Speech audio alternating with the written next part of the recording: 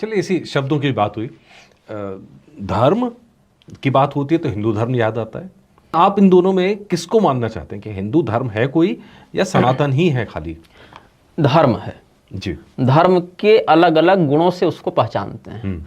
जैसे जिस कर्म से हमें लोक परलोक में अभ्युदय और कल्याण की प्राप्ति हो और वह सामने वाले के साथ अन्याय और भेद भाव का व्यवहार न करे अप्राकृतिक रूप से, वह कृत्य धर्म है। एक सामान्य परिभाषा व्यवहार में, बहुत दार्शनिक नहीं घुसेंगे, इतना सब समझ जाएंगे।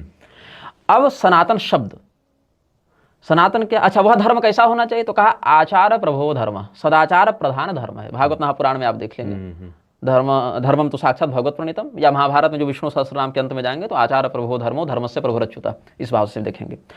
तो जो धर्म है उसके लक्षण कैसे, अब जैसे हिंदू धर्म हमने कह दिया, तो धर्म जो हमने धारण किया वह कैसा हुआ? तो कहा उसका लक्षण हो गया हिंदू। मतलब जो अभी आपको हमने हिंदू शब्द की परिभाषा बताई, अपने अंदर के अवगुणों का नाश करना, उनकी हिंसा करना, अवगुणों को मारना, जिस माध्यम से हमें लक्षित हो वह धर्म हिंदू धर्म कहलाया।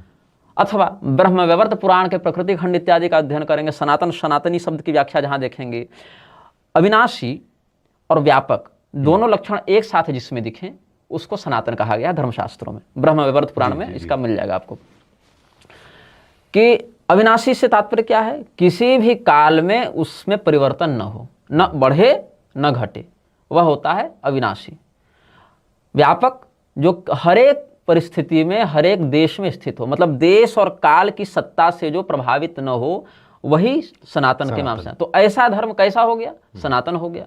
तो धर्म कैसा है यह बताने के लिए हम सनातन या हिंदू शब्द का प्रयोग कर देते हैं। हाँ, हिंदू शब्द जो है वो अल्पश्रुत शब्द है, मतलब इसका वैसा वर्णन शास्त्रों में नहीं मिलता जैसा समाज में प्रचलित है। लेकिन ये नहीं कह सकते कि सनातन धर्म अलग है, हिंदू धर्म अलग है। अब जैसे कई भाषा में पिताजी को बाबूजी कह देते हैं, तो या माता जी को मैया कह देते हैं, अम्मा कह देते हैं मान लीजिए, तो उससे संबंध नहीं बदल जाता, वो एक बोलने की अभिव्यक्ति की एक शैली हो गई। तो सुप्रीम